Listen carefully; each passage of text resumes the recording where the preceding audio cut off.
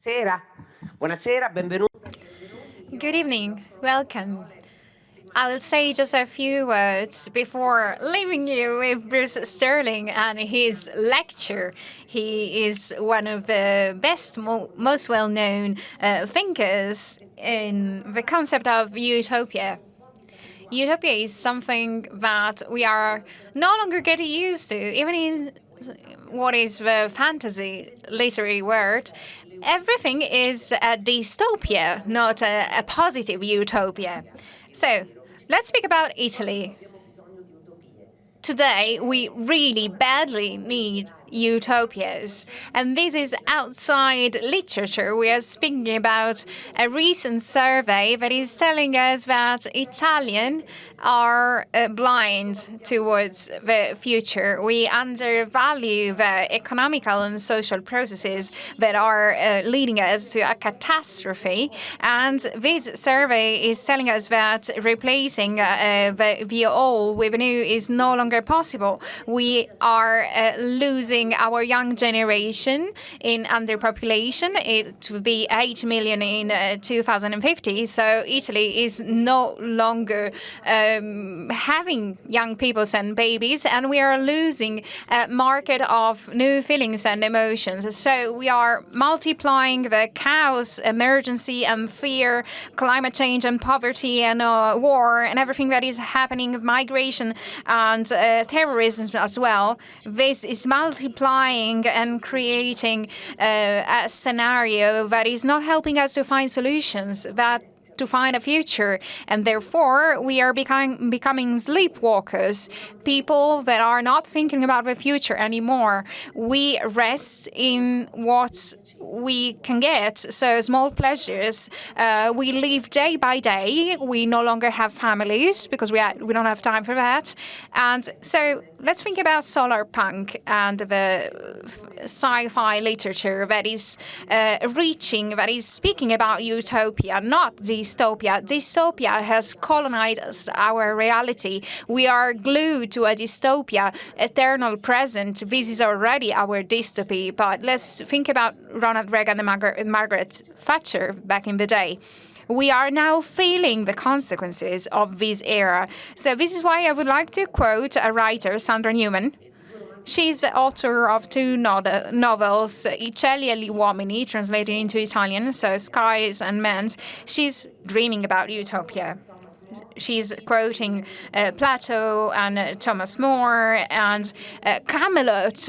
Those were all utopias and ideas that the story of man started in Eden and will be in heaven in a way.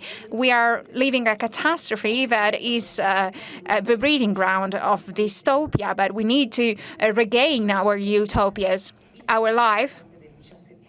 If we have a 17th century visitor, is a realized utopia because we have a long lifespan. We have sometimes a gender balance. We can do better. We have schools. We are helping people that are disabled. We have a healthcare system. We are helping migrants sometimes. And we suffer when someone is asking for help and is not given help. So we have a sort of humanity. And Newman is saying there's nothing childish into thinking that the world could be better, into wanting a better world. We need to leave behind this idea of Orwellian dystopy. History is telling us, is teaching us that good intentions are not a failure.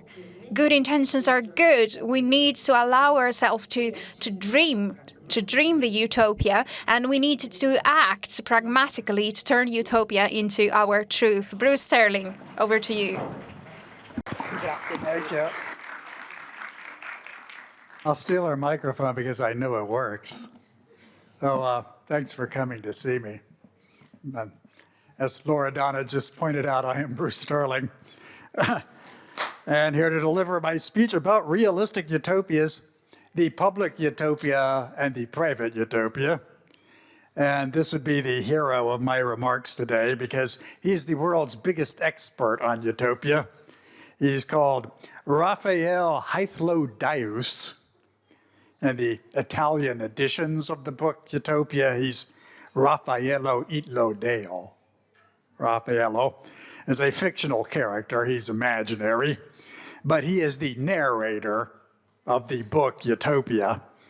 And here's a picture of Raffaello personally meeting Sir Thomas More and Sir Thomas More's friend and host, Peter Gillis, in the year 1515. The book was published 500 years ago in the Latin language, and the author was Sir Thomas More. But Thomas More was a lawyer. He was not a novelist. And in the book, he claims that he's simply writing down the testimony of Raphael Hetlodius. So the author is Raphael, according to Thomas. So the novel was a kind of a hoax or a joke that Thomas More invented while he was on vacation.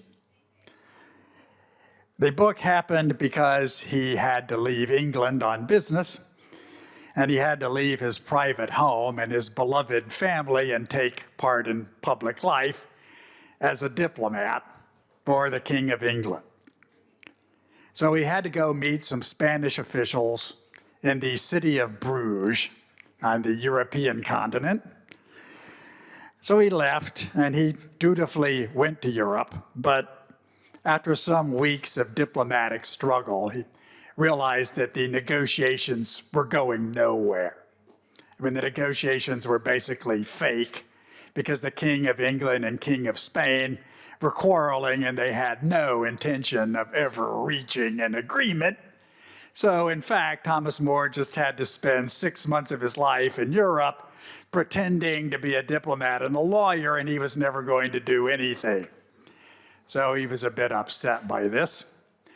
So he left the city of Bruges, where nothing was happening, and he went to Antwerp instead, and Versa, because he had a friend there. And his friend was a fellow scholar named Peter Gillis, or Giles. And Peter Gillis was an Antwerp city official. He was in government, and he was quite well-to-do, a very well-connected guy. And so he could play host to Sir Thomas More, and Thomas More was welcome to stay in his house for no money and eat his food for no money and just be an honored house guest for several months. So Thomas More and Peter Gillis, in this private home, avoiding actual work, they have many private discussions which are all about law and business and money and economics and politics and the state of the world, and they both agree it's pretty terrible. State of the world, pretty bad. Not a utopia at all. In fact, the first part of the book, Utopia, is pretty much all dystopia. It's about how bad things in Europe are. And it's rather realistic, too. It's not imaginary. So Thomas More and Peter Gillis together decide to invent this wandering scholar named Raphael Hetlodius. And Raphael can speak Latin and Greek just like them. But Raphael has been to a country where everything works. And Peter Gillis even invents a utopian alphabet and writes some utopian poetry just to demonstrate that he can play this fun utopia game with his guest Thomas More. He's willing to cooperate. He even pretends to introduce Raphael Hetlodius to Thomas More. So Raphael appears, and he starts talking, and he recites the entire book. I mean, he speaks the book, Utopia. It's 30,000 words long. So Raphael recites this entire book in one afternoon. It's a 3.5-hour lecture, and Thomas More writes it all down, every word. But it's not boring. It's not a boring lecture, no, because Raphael Hetlodius, quite an amazing guy. He doesn't look rich or famous. He looks like a sailor. Just got a beard, he's kind of weather-beaten. He's a long-haired wanderer in beat-up clothes. He says that he's from Portugal. He's a native of Portugal. But somehow, he's been to Persia and Ceylon, spent rather a lot of time in Belgium. He's been to Brazil. He knows England very well. Raphael Hythlodaeus knows the Archbishop of Canterbury personally. So if you read the book carefully, it turns out that Raphael Hythlodaeus left Portugal, went to Brazil to explore the New World, crossed South America, somehow crossed the Pacific Ocean, discovering several new countries that nobody ever heard of, and he returned to Portugal after visiting Ceylon. So Raphael Hythlodaeus has circled the entire world several years before Ferdinand Magellan tries to circle the entire world. He's the first guy to ever go around the world. You know, why? Why did he do it? Well, basically, it's because he's a tourist. He derives no political or economic benefit from all this wandering. He had a lot of money once, he said, but he just gave all the money away, gave it to members of his family, to friends. He refuses to serve in the government, even though he speaks Greek, he speaks Latin, he understands law, he understands economics, super knowledgeable guy. He doesn't want to serve in government because he says it's slavery. There's no reason you would ever want to do it. You know, Hythlodaeus is basically a dropout hippie backpacker. He's a refusenik. He despises power and wealth. He's like rigorously anti-materialistic. He's an intellectual dissident. He's not a pilgrim of any religious faction. He doesn't have any trade. He has no career skills. He's not a lawyer. He's not a banker. He's not a patriot. He's never going back to Portugal. Cut his ties with them. Any town is good enough for him. Antwerp is fine. He's happy to be in Antwerp. Has no reason to be there. He's just in Antwerp talking to Sir Thomas More. He has no wife. He has no mistress. Has no children, no grandchildren. He has no duties. He never has to change clothes. Every day, he says, he just does whatever he likes. He just does whatever he likes. So that's Raphael Hythlodaeus, the most utopian figure in the book Utopia. He's a one-man utopia. He's a personal utopia because he makes a utopia all by himself, just for himself. And in this struggle between the private, personal utopia and the political, organized utopia, that's there in the very beginning of the book Utopia. So in the book, Raphael says that he lived with the utopians for 5 years. He knows everything there is to know about them, studied them very closely. He knows the utopian language. He knows their alphabet, their history, their military, their judiciary, their economic system, their justice system. He knows how they educate the youth, how they raise crops, what they eat, how they dress, the transportation system, everything. Just comprehensively knows everything about that society.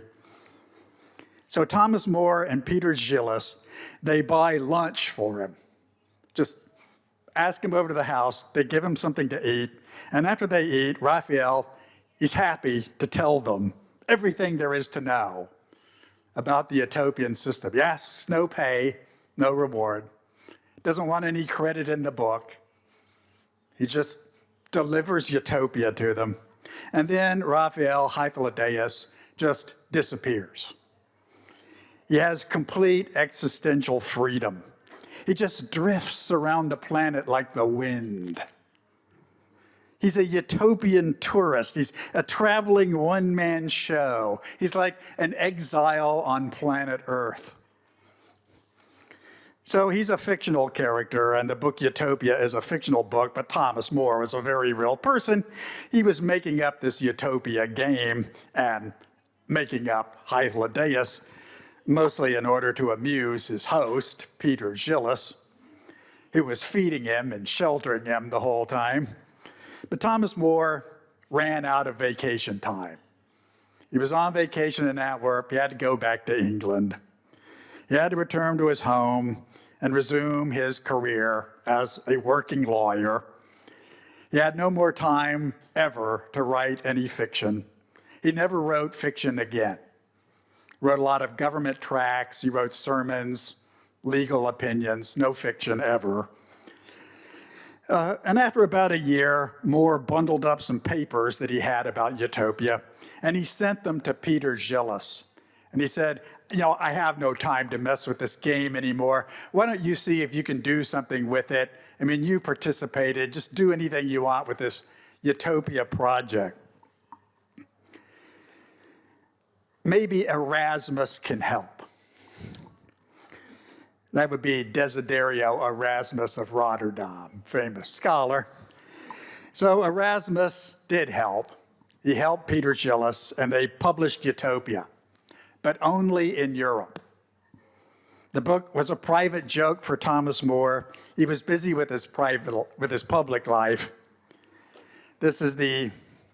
This is the author here. He's rapidly rising in the ranks of the British government. In the first edition of Utopia, you can see that Erasmus is basically the editor. And he's also added a lot of his own witty epigrams. So I was like, it has things that Erasmus said that were like funny and intriguing, because Erasmus knows this book is pretty strange, and he's trying to increase some sales by putting in his own remarks. But, Thomas More doesn't care. He's not a fiction writer. He's not even a scholar. He's basically working for the government. He's prosperous, and he builds a grand private mansion for himself and his family. And the book Utopia, not published in England, not while More was alive. The English knew practically nothing about it. Very few people in England had ever heard that Thomas More once wrote a novel. So here's Thomas More in his private life. It's a sketch of a portrait that he's working on. He's got a gold chain around his neck because he's become the Chancellor of England. But his private life is of great concern to him. And this is Thomas More writing many careful hand notes on this sketch, because it's a portrait of his entire household, like all his relatives and also his household retainers gathered in his house. It's really quite a nice private house. It's got a very high-tech clock, if you look at it, flower bouquets, curtains, and all the women in this portrait have books because they're all literate. He's like educated every woman in his house. They understand Latin, they can write Greek, they know astronomy, music, mathematics. They're some of the most highly educated women in the world. He educated them privately in the home. Women could not go to school, but he just pulled in the best scholars and had them give lessons to his wife and his daughters and retainers and anybody who's listening there.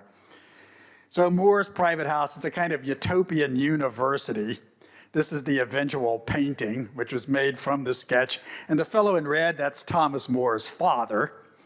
He was also a lawyer. He was also involved in politics, but he got involved in a serious controversy, and he was imprisoned in the Tower of London. That was Dad's experience. He had to go to the Tower of London for a month. Terrible place, a dungeon.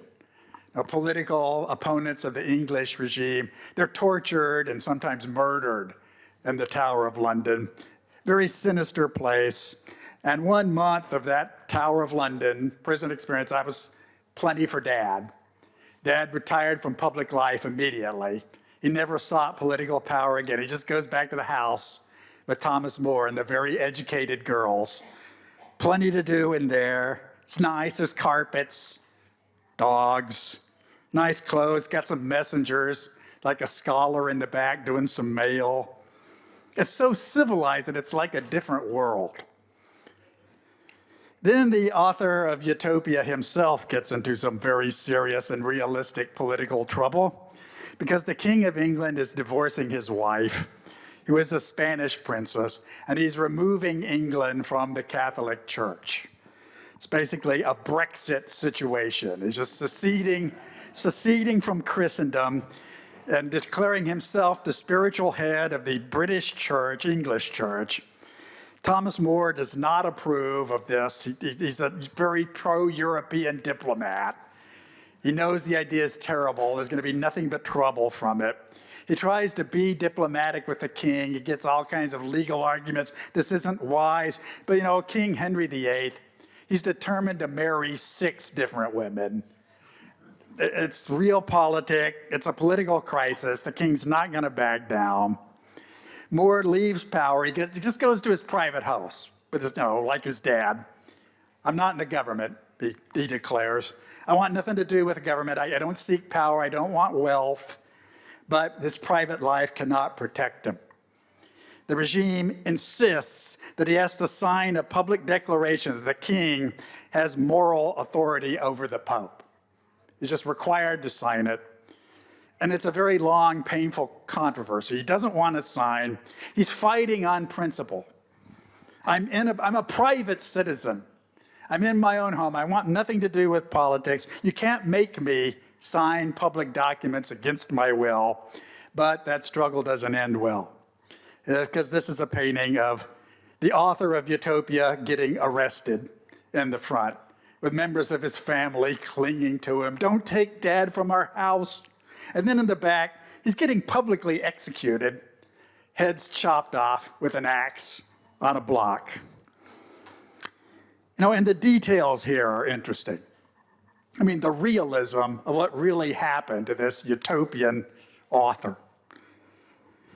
They cut his head off his body in public, but one of the daughters managed to collect his body, but she didn't get the head.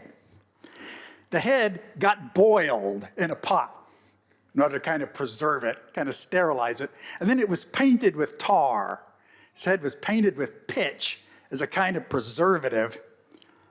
And then the head of the author of Utopia got stuck on a long spike on the London Bridge. This was customary justice in England at the time. This definitely happened to Thomas More.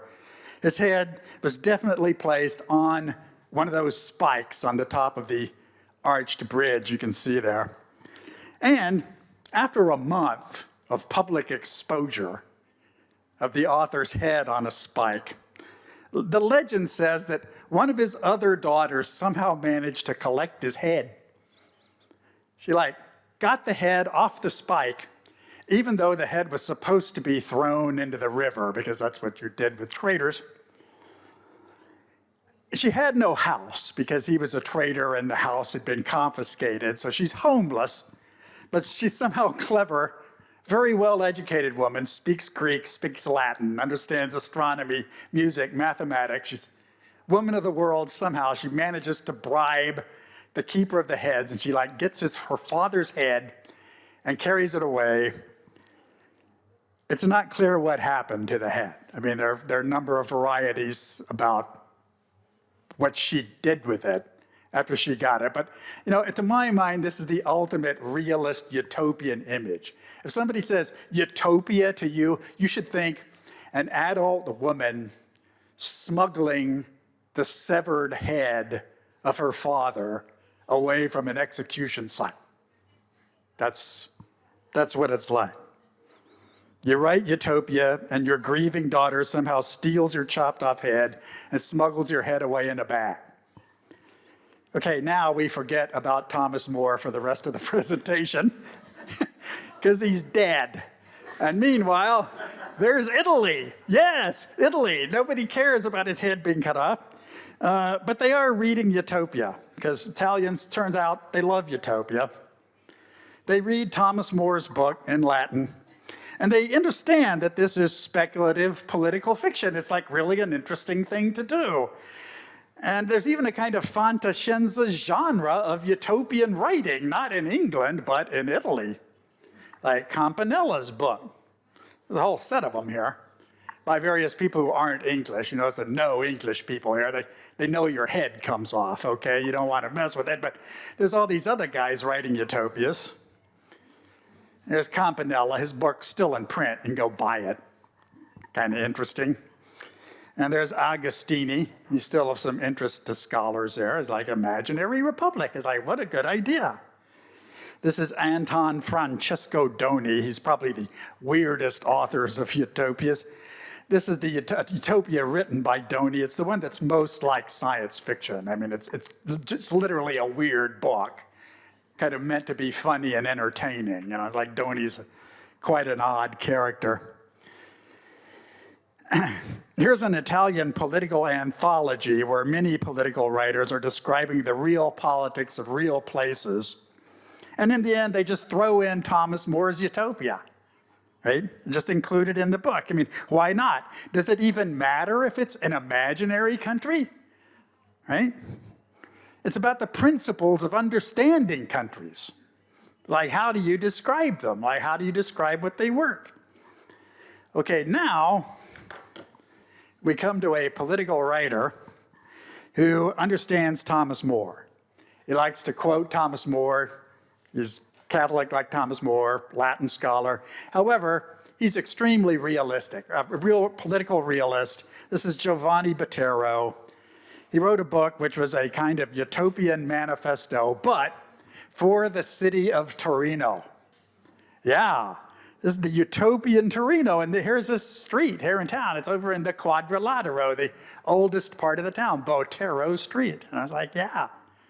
And here's this book, which is all about politics, and it has an afterword, a political book about government, and a work of analysis about cities, like how do you build a grand and magnificent city?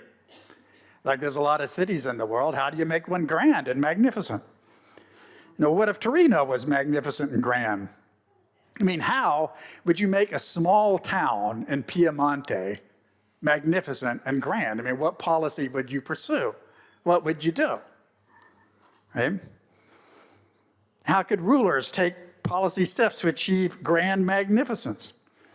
So you might think this is clearly a utopian idea. I mean, why would Torino ever be grand? Because this is what Torino looked like when Botero was writing about it and urging to make it magnificent and grand. It's not magnificent and grand. It's just a small, typical Piedmontese town. It's like Asti, Carrasco, you know, Bra.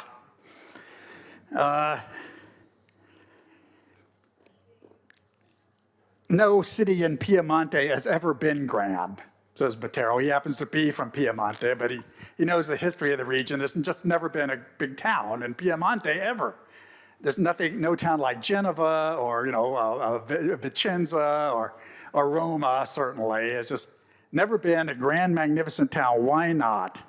Well, Giovanni Botero, he's very keen on studying history and geography and law and economics and demographics and other disciplines that did not have names in his time. But he sort of took the lesson of utopia about how to imagine the town as a whole and get it to work. And what happens in his book, his pamphlet really, is that Botero has learned to think in a utopian way that is realistic. You can really do it. He doesn't say Torino will be grand. He says, what are the general principles of cities becoming grand?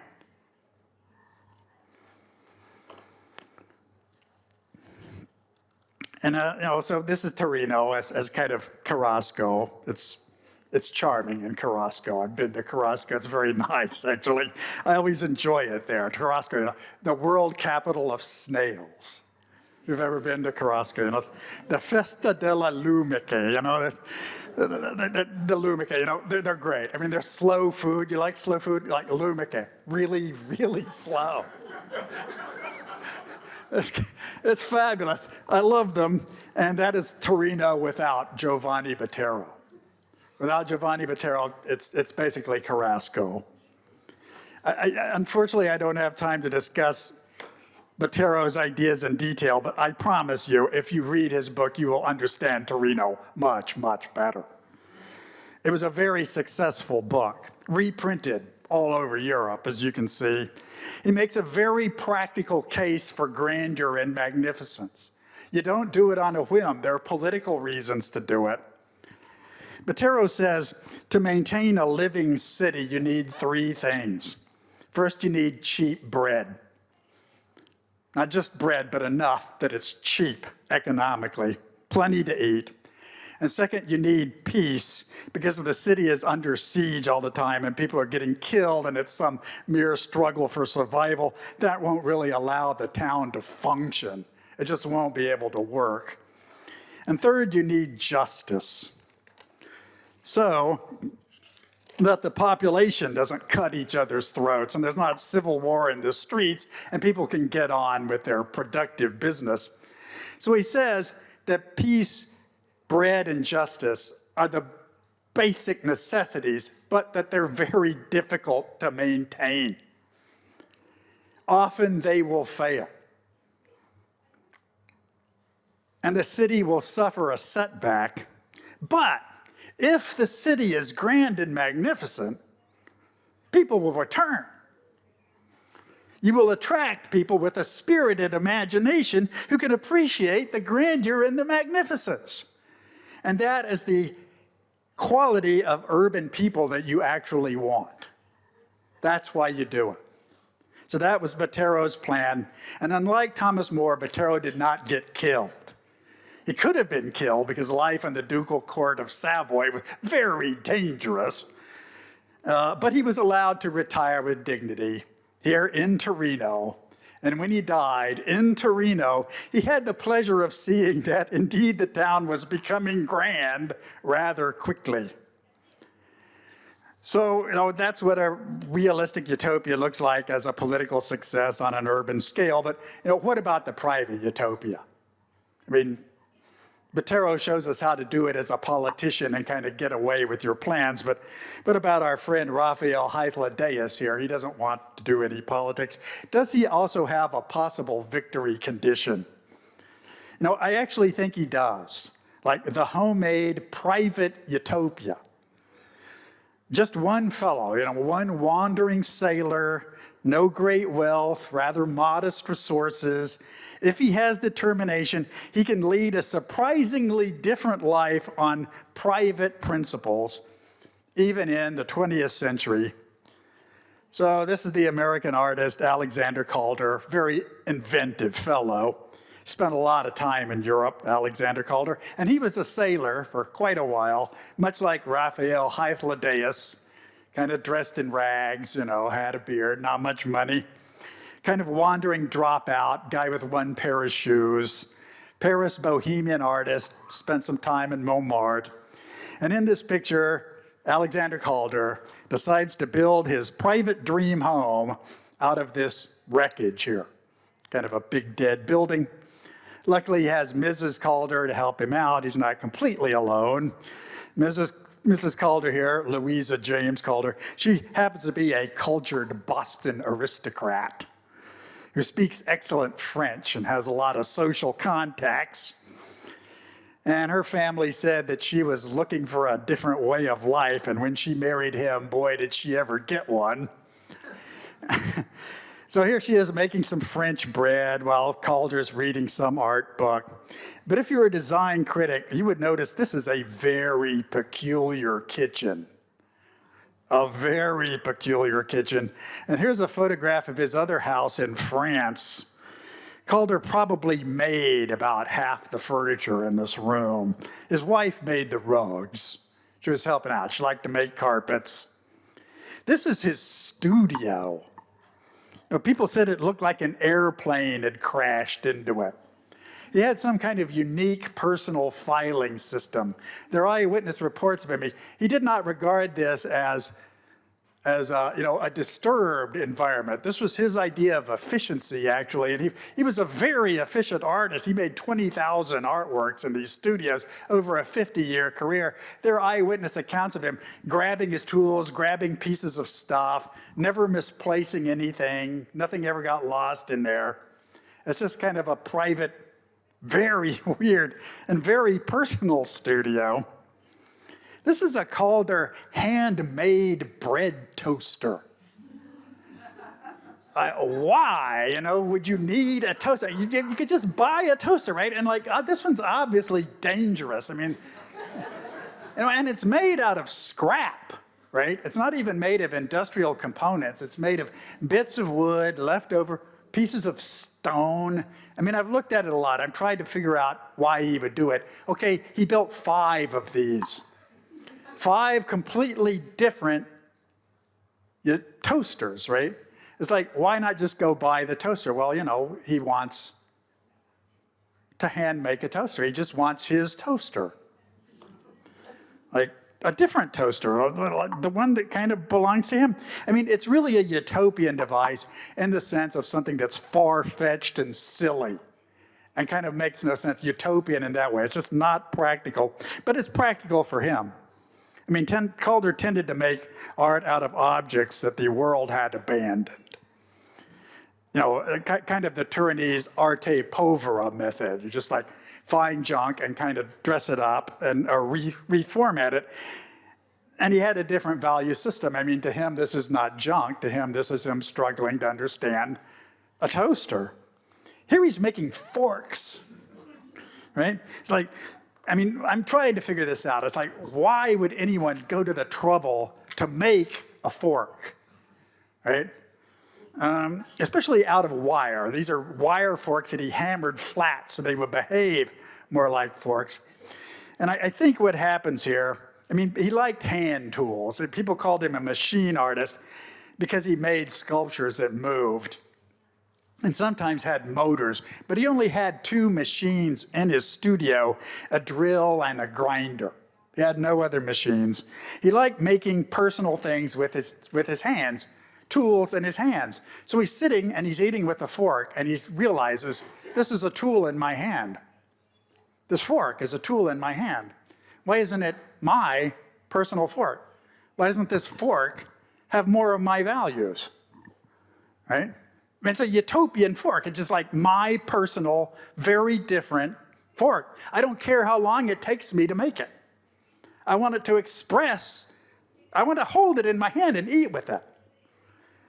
It's not for sale. These are not commodities. They just are what they are. They're artifacts from a very different value system. He was a successful artist. At the end of his life, he was quite a wealthy man. And after he died, then his heirs were very wealthy indeed by artistic standards. His home in France is an art center now. You can go there and make art in his studio and so forth.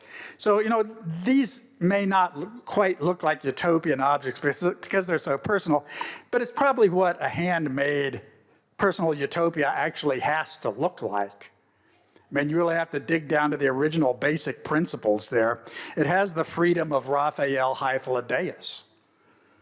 It's intelligent, it's erudite, it's well-traveled, and the rules of the world do not apply to it. They just don't apply. Utopia fatte. It's a house utopia. It's a homemade utopia. Could you do this yourself? Personally, if you left the speech, it's great. I'm going to go home and make my own fork. Right? You could. It's not impossible. You could do it. He did it. He's proving to himself that he can do it. It's just very rare. Why do you need a personal utopia? Why does that matter to you? Where is the benefit? Why not just buy the same toaster that the guy next door has? Raphael Hythlodaeus, he could go back to Portugal. He could get a job. He could get married. He could work for the Duke. The private utopia, it's like one man trying to do everything that the world can do for you. And also, Calder's alone in the countryside. He's not in the city. He doesn't have any critics watching him make forks. But what about the city? Look at those things. I don't even know what those are. He made many of them, maybe hundreds. What about the city full of people? What about utopian city of Torino, grand and magnificent, the Turinese realistic utopia? What about it?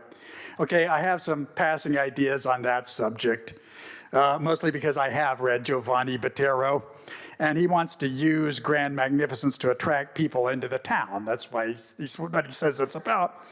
A town that can survive not because it's really good at snails, and like you don't need the snails really, but because it has glamour and charisma. I mean, that's why you want to do it. And it's pretty clear that, to me, that this realistically is what Torino has been doing for much of my lifetime. It was a city that suffered economic setbacks in the 1970s and was having trouble with like the food and the justice system and so forth. But when the heavy manufacturing failed, it has been slowly trending toward art, design, and especially tourism and heritage tourism. The Baroque architecture in Turin has not been this sexy in 300 years. It's really an international tourist draw. It's becoming like a Turinese Firenze, slowly. I mean, you have to visit it over a long period to see this urban transformation, but it's really happening. And it's not a traditional utopia because it's basically about attracting tourists. But tourists are utopian, mostly because they're struggling to escape from their real lives. They're dying from too much realism, the harsh reality of their crushing lives. They want to experience something that feels different and refreshing, if only for 2 weeks. Now, the problem here is that Torino is progressive, but the Turinese heritage industry, which is very attractive, has no avant-garde. You can't do futuristic heritage industry, right? You can't move forward into the past, supposedly. You can't show anybody any new past. You can only show them the past that's always been there and has somehow survived. You can't show them a novel past that no one has ever seen. However, if you wanted to be realistic and utopian, you might actually do this. And while Giovanni Botero was alive and writing about how to build Torino, this was Torino's most grand and magnificent building. And everybody in Torino knew this building. It was the Mole Antonelliana of medieval Turin. This is it, the Tower of St. Gregory, the tallest tower in Turin, right in the middle of the quadrilatero where you would reasonably put a very tall tower. Giovanni Botero saw this tower every day. Everybody in Torino saw this tower every day. If he was alive among us in this room, he'd be horrified to realize it was gone. It would be a tragic loss. A Torino with no civic tower, scarcely a real Torino at all. And if it was actually here, I mean, this is kind of the remnant of it. There have been attempts to restore it. This is kind of the most recent failed attempt to put the civic tower back. Okay, this does not attract tourists. I don't understand why the Turinese even allow this thing here. It's kind of the stub of the original tower. It's just there because nobody can do anything with that urban space. But if it was here, it would certainly be a very big tourist attraction. It happened to be demolished in the year 1801. Napoleon knocked it down.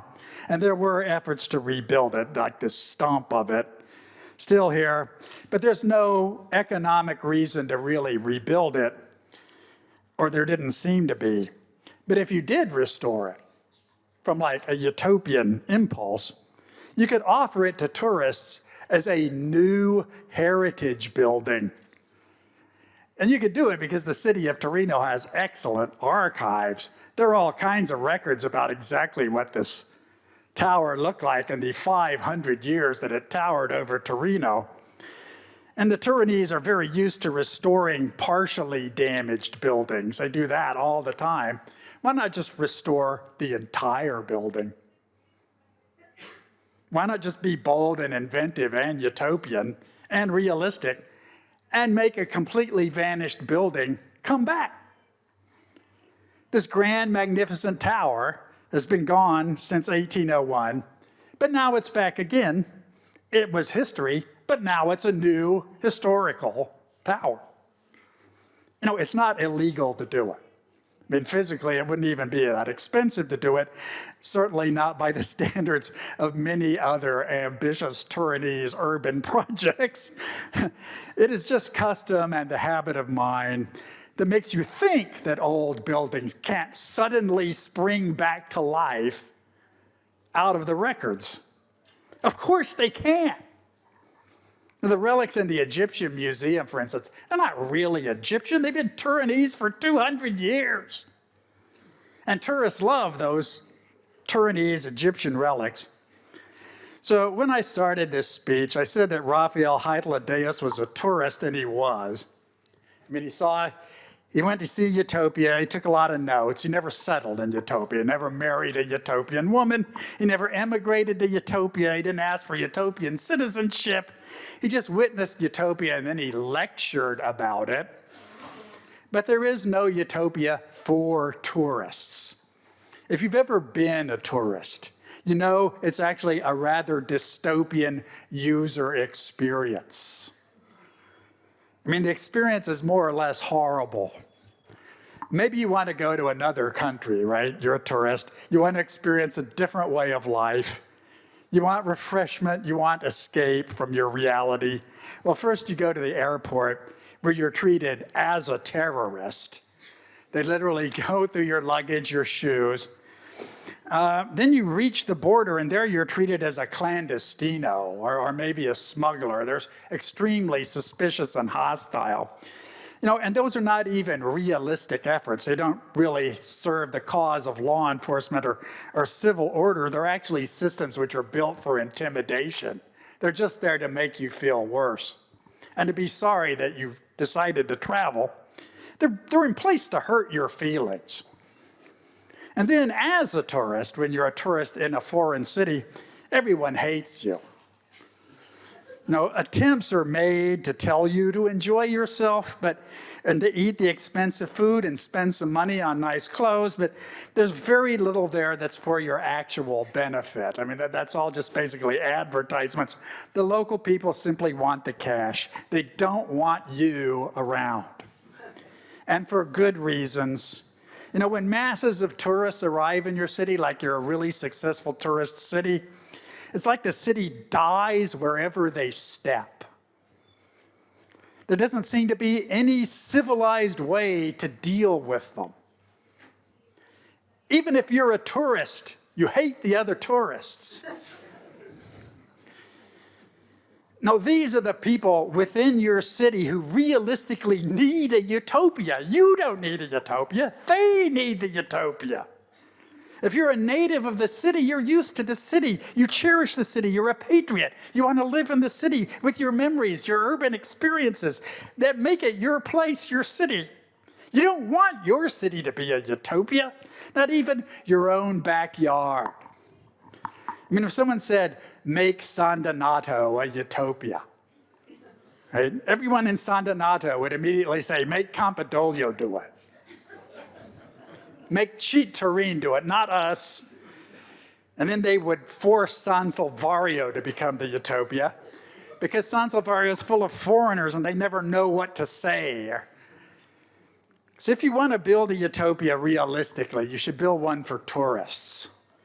I'm not sure what that would look like. I can speculate about it a little. I think it would be mostly psychological, actually.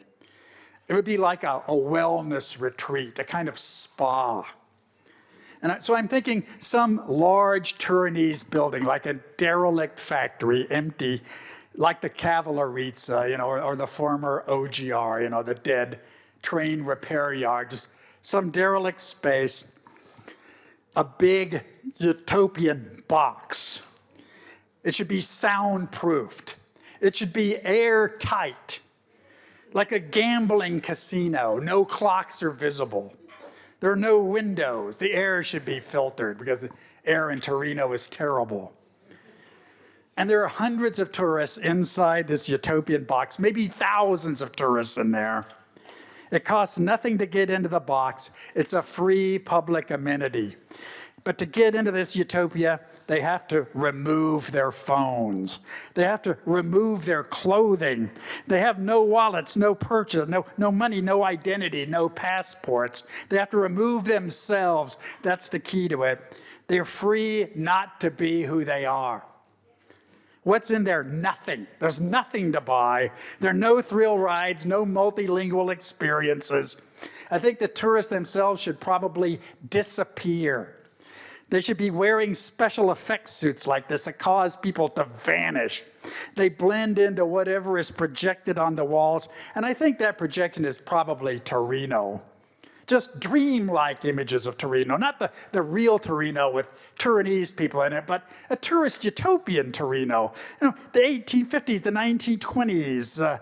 There's no plot, nothing happens, there's no thrill ride, nothing bothers you, everything is under surveillance. You're a tourist, you're just peacefully drifting around in this foreign space, and you're foreign. You could sleep in there if you want. Most tourists, they don't really want thrills or excitement. They are tourists to escape the everyday trauma of their miserable lives. They're not moving toward the attractions. They're running away from their suffering. So they should be in there and they should vanish. Nobody has to look at them. They're in utopia. Eventually they come out, then maybe they spend some money before they go home. Okay, now I'll close with a few words. I've spent a lot of time in Torino myself, sometimes on a tourist visa, but I have never once been on vacation in Torino. Never.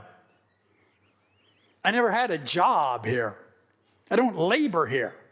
I'm not a voter. I don't participate politically. I don't stare at the sights. I don't even eat the tourist food. You know, for my wife and myself, Torino's our city of romance. We had known about each other for rather a long time, but Torino is where we first met. And it seemed utopian to think that we would ever be together because there were all kinds of good, sensible reasons why people from Texas and Serbia should never get married. But there was something realistic about it because it was Torino and we were really together there. I mean, it was true. And you know, a romance is a remote possibility that suddenly springs into real life. You can never exactly plan for that to happen. But when it happens, you become very aware of it. So it's not that I went to Torino or that she went to Torino, but rather that we went to Torino. And we do participate in the life of the city, but we're just not Turinese. I can't claim that we have any conventional purpose here at all. Nothing legal, nothing economic, nothing diplomatic, none of that, ever. Nothing that fits in a business plan or a government form. Mostly we're in Torino because in Torino we are us. In Torino, we became us. A rather mysterious and utopian quality for a city to have. So Torino's not utopia, but we do appreciate your kindness and your hospitality. So thank you for that, and that concludes my speech. Thank you for your attention.